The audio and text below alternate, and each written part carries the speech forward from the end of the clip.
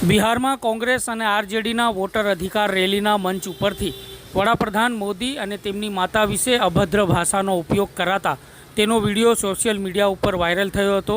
જે બાદ કોંગ્રેસ અને આરજેડીના નેતાઓનો ભાજપ દ્વારા વિરોધ કરવામાં આવી રહ્યો છે અને તેને લઈને દાહોદ શહેર ભાજપ યુવા મોરચા દ્વારા રાહુલ ગાંધીનું પૂતળું બાળી વિરોધ નોંધાવવામાં આવ્યો છે।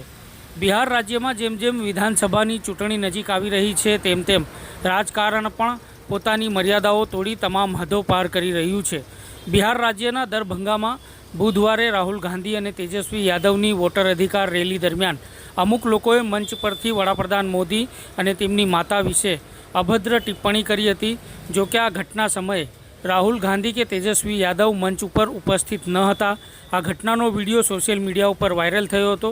પોલીસે આ મામલે આરોપી રાજા નામના ઈસમની ધરપકડ પણ કરી હતી। આ ટિપ્પણીનો ભાજપે સખત શબ્દોમાં વિરોધ નોંધાવ્યો છે। બિહાર ભાજપના ધારાસભ્યએ જણાવ્યું હતું કે બિહારના દરેક દીકરાએ માતાનું અપમાન કરવા બદલ કોંગ્રેસને આકરો જવાબ આપવો જોઈએ। આપણે તેનો બદલો લેવો જોઈએ। તે બાદ કોંગ્રેસ અને ભાજપના કાર્યકર્તાઓ બિહારમાં સામસામે ઝઘડતા જોવા મળ્યા હતા। આ મામલે રાજનીતિ વધુ ઉગ્ર બની છે। ભાજપ તમામ રાજ્યોમાં કોંગ્રેસ અને આરજેડી પાર્ટીના નેતાઓ સામે વિરોધ નોંધાવી રહી છે। આજે દાહોદ શહેર ભાજપના યુવા મોરચાના નેતાઓ દ્વારા દાહોદના સ્ટેશન રોડ ઉપર સ્વામી વિવેકાનંદ ચોક ઉપર રાહુલ ગાંધીનું પૂતળું બાળી રાહુલ ગાંધી અને કોંગ્રેસ આરજેડીના નેતાઓ વિશે નારાઓ મારી ભારે વિરોધ નોંધાવવામાં આવ્યો હતો।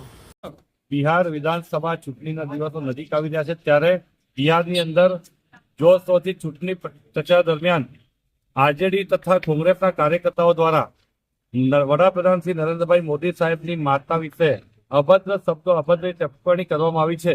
તે માટે આજરોજ ભારતીય જનતા યુવા મોરચા દાહોદ શહેર દ્વારા રાહુલ ગાંધીના પુતળાનું દહન કરવામાં આવ્યું છે, જેથી ભવિષ્યમાં આગળ જઈને ફરીથી આવું અપમાન એ લોકો ના કરે તે માટે અચ્છાનો માફી માંગે તે માટે આજરોજ રાહુલ ગાંધીના પુતળાનું દહન કરવામાં આવ્યું।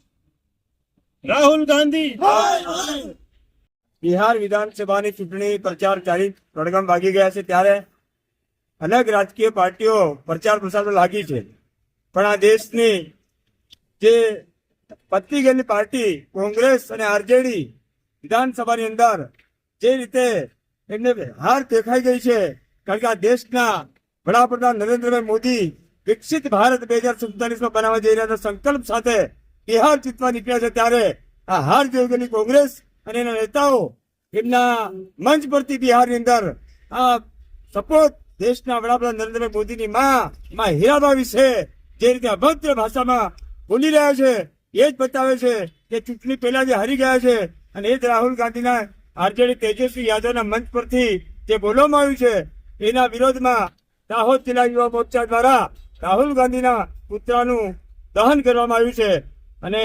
કોંગ્રેસના અધ્યક્ષ અને પાર્ટી રાહુલ ગાંધી માફી માંગે ભારતીય જનતા યુવા મોરચાની માંગણી છે। ભારત માતા કી જય, વંદે માતરમ। હાય રાહુલ હાય।